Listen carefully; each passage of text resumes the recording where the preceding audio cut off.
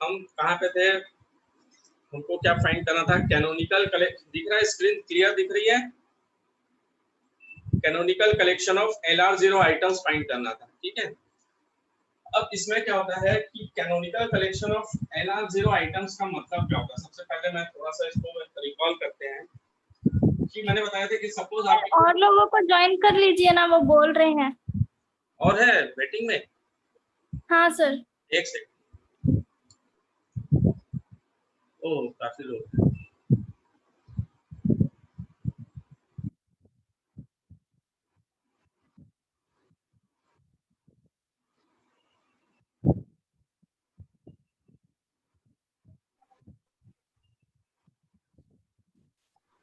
देखिए, बहुत ध्यान से देखिए, बहुत ही इंपॉर्टेंट टॉपिक है और कंपाइलर डिजाइन का बहुत ही, ठीक है, थोड़ा सा आपको कठिन भी जाएगा।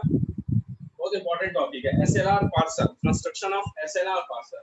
इसमें हमको सबसे first canonical collection of LR0 items find करना होता है। LR0 आइटम्स का मतलब क्या होता है? सपोज मेरे पास कोई प्रोडक्शन है A डिवाइस XYZ, ठीक है। तो XYZ में यहाँ पे X नॉन टर्मिनल है, वेरिएबल है, यहाँ पे इसका कोई दूसरा प्रोडक्शन आ सकता है। सपोज मैं यहाँ पे X का कोई प्रोडक्शन है मेरे पास ABC और X का कोई दूसरा प्रोडक्शन है BAD, तो मैं यहाँ पे X की जगह में ABC भी सब्स्टिट्यूट कर सकता हूँ और BAD भी सब्स्टिट्यूट कर सकता हूँ, ठीक है। अगेन कोई फिर से ज्वाइन कर रहा है,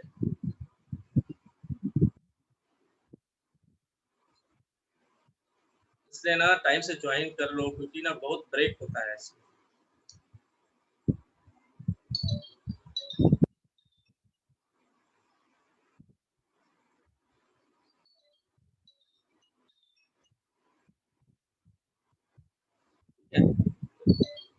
फिर से रिपीट कर रहा हूँ, सब LR0 आइटम्स का मतलब होता है कि हम किसी एक पोजीशन पे डॉट लगा के, प्रोडक्शन के राइट साइड में किसी एक पोजीशन पे डॉट लगा के हम ये आइडेंटिफाई करते हैं कि कितने सिंबल्स हमने स्कैन कर लिए हैं और कितने सिंबल स्कैन होना बाकी है। दैट मींस सपोज डॉट यहाँ पे लगी हुई है तो यहाँ पे X Y Z को स्कैन करना बाकी है। एंड सपोज मैं यहाँ पे सब्स्टिट्यूट कर देता हूँ, X की जगह में ABC भी सब्स्टिट्यूट कर सकता हूँ या BAD भी सब्स्टिट्यूट कर सकता हूँ। तो सपोज मैं ABC सब्स्टिट्यूट कर देता हूँ तो YZ मिलेगा और मैं BAD सब्स्टिट्यूट करता हूँ तो B से शुरू हो जाएगी स्ट्रिंग और यहाँ A से शुरू हो जाएगी। दैट मींस इनपुट में अगर A है तो यहाँ पे ABC सब्स्टिट्यूट करना है, अगर इनपुट में B है तो ये सब्स्टिट्यूट करना है। दैट मींस यहाँ पे X से स्कैन होने की पॉसिबिलिटीज दो सिंबल्स की है, स्मॉल a आ सकता है, स्मॉल b आ सकता है, ठीक है। तो हमको SLR पार्सर बनाना है, मतलब इस टाइप का एक पार्सर डिजाइन करना है कि अगर प्रोडक्शंस आपके पास 50, 100, 150 प्रोडक्शंस हैं तो उससे जितने पॉसिबल स्ट्रिंग्स जनरेट हो रही है वो सारे स्ट्रिंग एक बार में जनरेट हो जानी चाहिए, अगर उसकी पॉसिबिलिटीज है जनरेट होने की। दैट मींस आपको बैक ट्रैक ना करना पड़े।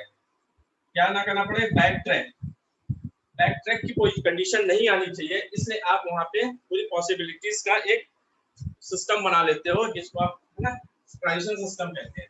अब यहाँ पे मेरा कहने का मतलब ये है कि X के जगह X के रिप्लेसमेंट की कितनी पॉसिबिलिटीज है और कितने डिफरेंट स्ट्रिंग्स यहाँ आ सकती है उसको मैं पहले आइडेंटिफाई करूंगा। देन डॉट आपकी शिफ्ट हो जाएगी नेक्स्ट पोजीशन पे। That means A derives X dot YZ। इसका मतलब यह है कि डॉट के पहले की जितनी पॉसिबल स्ट्रिंग्स थी ये हमने स्कैन कर ली है या डिटेक्ट कर ली है। अब X के बाद YZ से जितने भी सिंबल्स आने हैं दैट मींस Y के और भी कुछ प्रोडक्शंस होंगे उसके क्या क्या पॉसिबिलिटीज हो सकती है यहाँ रिप्लेसमेंट से न्यू स्ट्रिंग जनरेट होने की, वो हमको आइडेंटिफाई करें। Next time again dot shift हो जाएगी तो हम ये बता सकते हैं कि A derives YZ dot XY dot Z। That means dot के पहले हमने पूरी पॉसिबिलिटीज को स्कैन कर लिया है और डॉट के बाद Z का मतलब ये हो रहा है कि Z के रिप्लेसमेंट से नई स्ट्रिंग जो जनरेट होगी, ठीक है, उसकी पॉसिबिलिटीज हमको चेक करनी है। तो इस पूरी पॉसिबिलिटीज का हम एक ट्रांजिशन डायग्राम बना लेते हैं। Q0 से पर्टिकुलर इनपुट के लिए, पर्टिकुलर वेरिएबल्स के लिए हमको किस किस नेक्स्ट स्टेट पे ट्रांजिशन करना है, जिससे कि हमको बैक ट्रैक ना करना पड़े। बैक ट्रैक की पूरी पॉसिबिलिटीज आप हटा देते हो। तो यहाँ पे हम डॉट की पोजीशन से हम canonical collection of LR0 items find करते हैं, जिससे कि हमको है ना पता चल जाए कि इनके है ना शिफ्टिंग से कौन कौन से LR हमको कौन कौन से स्ट्रिंग्स मिलने की पॉसिबिलिटीज हैं, कौन कौन सी स्ट्रिंग्स आपको मिल सकती है, कौन कौन से टर्मिनल्स आपको मिल सकते हैं, वो आपको आइडेंटिफाई करना है। तो डेफिनेशन क्या होती है, an LR0 items,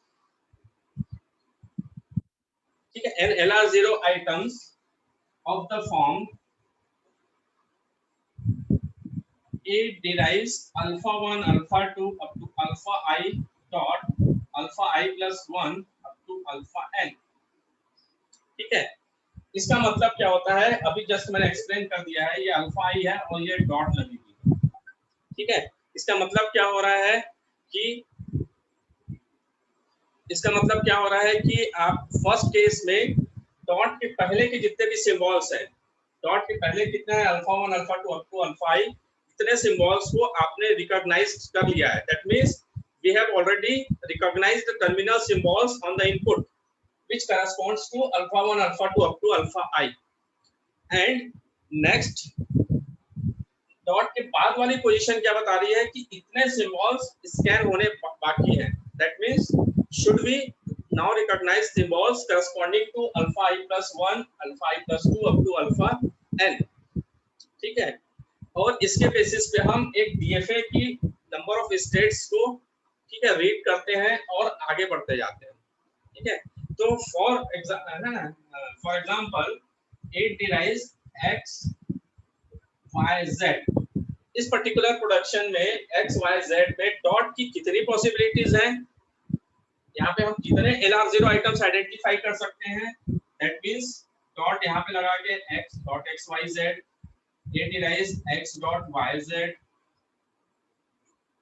it derives x y dot z and it derives x y z dot, last में डॉट। ठीक है, तो इसका मतलब क्या हो रहा है, बता रहा है कि डॉट का लास्ट पोजीशन पे चला जाना, ये बता रहा है कि इसमें अब और कोई LR0 आइटम्स ऐड नहीं कर सकते, LR0 आइटम्स फाइंड नहीं कर सकते। ये कहलाता है LR0 आइटम्स। ठीक है, मतलब डॉट के पहले कितने सिंबल स्कैन होने बाकी थे, x को हमने स्कैन कर लिया है yz से और पॉसिबिलिटीज आइडेंटिफाई करनी है। फिर डॉट अगेन शिफ्ट हो गया है xy से के कॉम्बिनेशन से, जितनी पॉसिबल स्ट्रिंग्स थी वो हमने रिकॉग्नाइज कर ली है, z बाकी है, and then x y z all possibilities, ठीक है, हमने आइडेंटिफाई कर ली है। इसको हम कहते हैं LR0 आइटम्स। ठीक है, एक और इसका एक्सप्लेनेशन है। For example suppose you have A derives null type of production, तो A derives null type of productions के लिए LR0 items for A derives null type of production, LR0 item is of the form A derives dot only। इसके लिए केवल dot रहता है, मतलब इस टाइप के प्रोडक्शंस के लिए कोई LR0 आइटम जनरेट नहीं होता, हम उसको लिख सकते हैं A डॉट। ठीक है, कभी कभी ये ऑब्जेक्टिव में या गेट वेट में आपको एग्जाम में पूछ सकता है। ठीक है, बट LR0 आइटम्स आपको फाइंड करने के लिए हमको दो चीजें आइडेंटिफाई करनी होती है। We need to define first augmented grammar and second augmented grammar के बाद two functions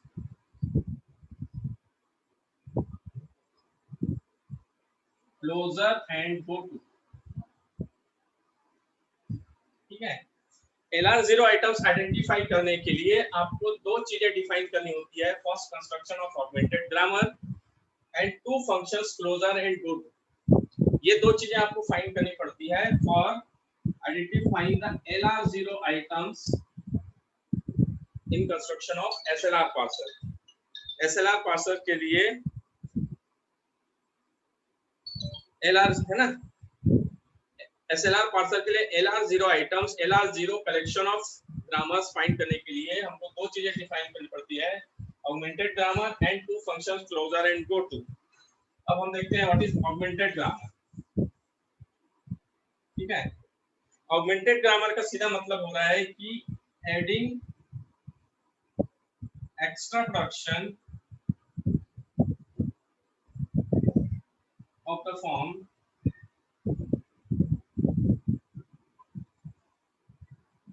as dash derives as in existing grammar is called augmentation।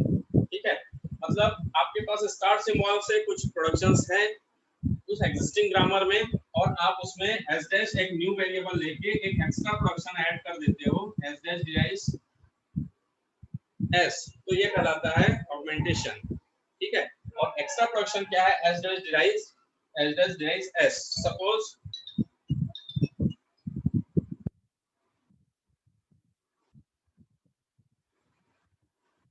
ठीक है, as dash derives as, for example हम इसको डिफाइन कर सकते हैं हम है ना TOC के फॉर्म में बस। हाँ, लेकिन आप इतना याद रखिए कि एक्स्ट्रा प्रोडक्शन ऐड करना ही कहलाता है ऑगमेंटेशन ग्रामर। सपोज आपके पास let existing grammar G is Vn sigma PS Vn grammar।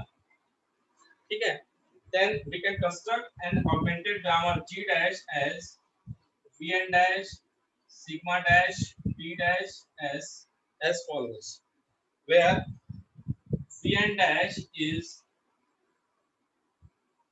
as dash union Vn। मतलब एक एक्स्ट्रा वेरिएबल Vn के एग्जिस्टिंग वेरिएबल के सेट में एक एक्स्ट्रा क्या आ गया? वेरिएबल आ गया, तो ये Vn डैश हो गया। And sigma dash equal to sigma, इसमें कोई इनपुट नहीं आएगा। And P dash consist of P union as dash derives as। ठीक है, P union as dash derives as मतलब ये इस पर्टिकुलर एक्स्ट्रा प्रोडक्शन को ऐड करना कहलाता है ऑगमेंटेशन। ठीक है, और as dash यहाँ पे as dash भी आएगा and as dash will be the new start symbol।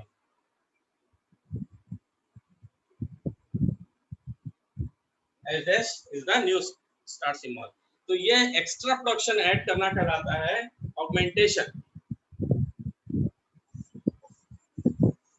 ये कठिन लग सकता है आप लोगों को, है ना, लेकिन पढ़ना पड़ेगा, समझना पड़ेगा। Then two functions closure and go to, closure function and go to function. Closure and go to की क्या डेफिनेशन है? ठीक है, closure means closure is considered as the set of items denoted by closure of I। ठीक है, and is constructed by applying the algorithm of go to। ठीक है, closure का कंस्ट्रक्शन भी go to के कॉम्बिनेशन से बनेगा। ठीक है, बट go to क्या होता है? go to भी LR0 आइटम्स को आइडेंटिफाई करना होता है। ठीक है, तो हम पहले क्लोजर आइडेंटिफाई करते हैं।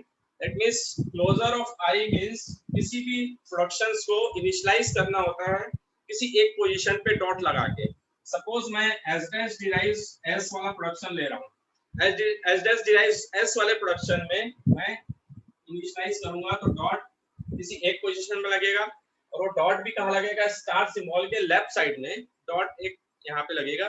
इसको मैं कहूंगा closure of I equal this. ठीक है, क्लोजर ऑफ आई का मतलब हो रहा है कि इनिशियली सबसे पहले प्रोडक्शंस को मुझे किसी एक पोजीशन पे डॉट लगा के इंक्लूड करना पड़ेगा। That means closure of I equal I. ठीक है, इसका मतलब ये हो रहा है कि जो भी मेरे डीएफए की स्टार्ट स्टेट होगी, डीएफए की जो स्टार्टिंग स्टेट होगी, वहां पे मुझे किसी एक प्रोडक्शंस को इनिशियलाइज करना पड़ेगा किसी एक पोजीशन पे डॉट लगा के। तो स्टार्ट सिंबल के बाद जो ऑगमेंटेड ग्रामर का प्रोडक्शन होगा उसमें डॉट इनिशियल पोजीशन पे लगेगी, और यही कहलाएगा अपना क्लोजर ऑफ आई। और इसको मैं यहाँ पे न्यू स्टेट में अब यहाँ पे आई के जगह Q0 की जगह I0 नाम दूंगा। और I0 स्टेट पे ये पर्टिकुलर प्रोडक्शन बिलोंग करेगा जिसमें इनिशियल पोजीशन पे डॉट लगी होगी like this S dash derives dot S. अब ये बताइए कि ये जो मैंने अभी एक्सप्लेन किया ये कितने लोगों को समझ में आया?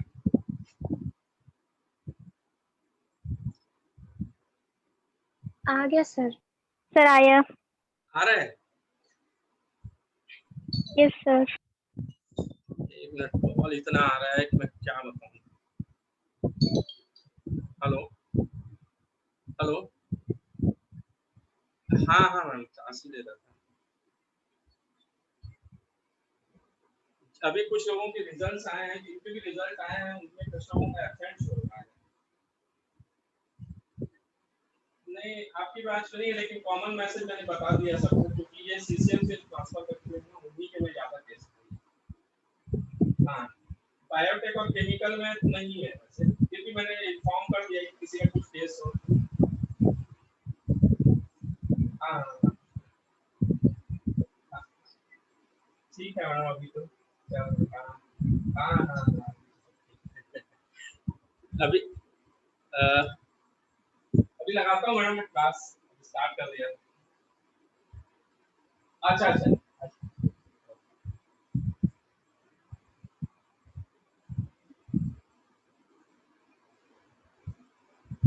हाँ, तो मैं फिर से रिपीट कर रहा हूँ।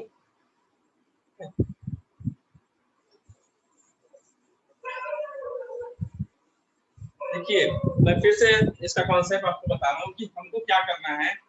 कोई भी एक प्रोडक्शन है, सपोज मैं कुछ दूसरा रैंडमली एक प्रोडक्शन ले लेता हूँ, एस डिराइव्स ASB, ठीक है, ASB। इसको पहले समझ लेते हैं कि A डिराइव्स ASB से क्या क्या पॉसिबल स्ट्रिंग जनरेट हो सकती है। पहले तो स्टार्ट में A मिलेगा। अब यहाँ पे S का कोई प्रोडक्शन है, कैपिटल S है तो S के कुछ प्रोडक्शन हो सकते हैं, और S की जगह में ASB भी रख सकता हूँ, ठीक है। लेकिन सपोज मेरे पास S डिराइव्स कैपिटल C है, capital C sorry small c, तो मेरे पास स्ट्रिंग में क्या मिलेगा, ACB मिलेगा, टर्मिनेट हो जाएगा। लेकिन अगर मैं यहाँ S की जगह में अगेन ASB रख सकता हूँ तो AASBB मिलेगा, फिर टर्मिनेट करने के लिए मैं यहाँ C रख दूंगा तो AACB मिल जाएगा। तो इससे कई कॉम्बिनेशन जनरेट हो रहे हैं लेकिन हमको एसएलआर पार्सर डिजाइन करना है, तो हम क्या कर रहे हैं कि S डिराइव्स ASB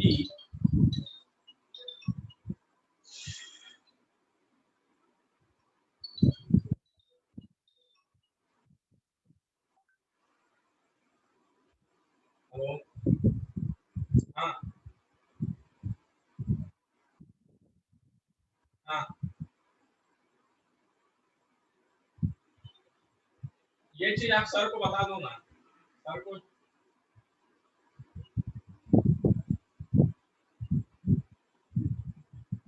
ठीक है हाँ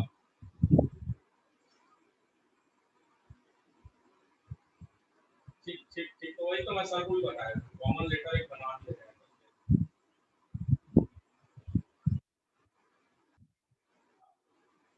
ठीक है ठीक, समझ गया। हाँ हाँ हाँ, ठीक, हाँ हाँ ठीक है ना।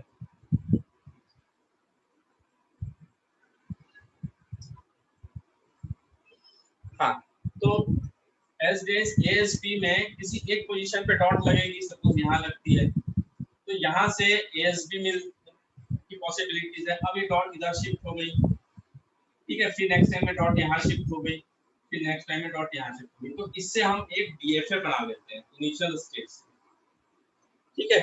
फिर डॉट के बाद अगर A मिल रहा है तो क्या होगा, डॉट के बाद कैपिटल S मिल रहा है तो क्या होगा, डॉट के बाद B मिल रहा है तो क्या होगा, ठीक है। और कौन कौन सी S मिलेगा तो और एक्सटेंड होगा, A मिल रहा है तो यहाँ टर्मिनेट हो जाना चाहिए। तो इस particular I0 I1 I2 I3 इसको हम कहते हैं, है ना, क्लोजर एंड गो टू। यहाँ पे हम इनिशियल स्टेट के साथ कौन से आइटम सेट को इंक्लूड करेंगे, तो इस प्रोडक्शन को हम ऑगमेंटेड ग्रामर में बना कन्वर्ट कर देते हैं। तो ये पहला जो आइटम सेट होगा I0 स्टेट पे वो होगा s derives डॉट s। अब डॉट के बाद वेरिएबल आ रहा है तो उस वेरिएबल के लिए हमको किस नेक्स्ट स्टेट पे जाना है, उसकी पॉसिबिलिटीज बनती है। तो नेक्स्ट आइटम सेट I1 होगा। I1 में कौन कौन से प्रोडक्शंस आएंगे जिसमें डॉट की पोजीशन क्या होगी। I2 में कौन कौन से आइटम सेट आएंगे जिसमें डॉट की पोजीशन क्या क्या है ना क्या होगी। और I3 में कौन कौन से प्रोडक्शंस आएंगे डॉट लगा के। तो ये सारे चीजों को हम कहते हैं canonical collection of LR0 items. ठीक है, canonical collection of LR0 items.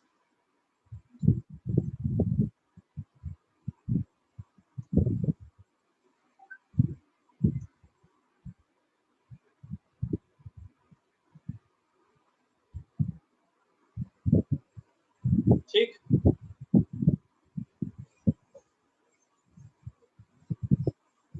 इसमें मैं थोड़ा सा रोक रहा हूँ, बहुत डिस्टरबेंस हो गया इसको, बिल्कुल मैं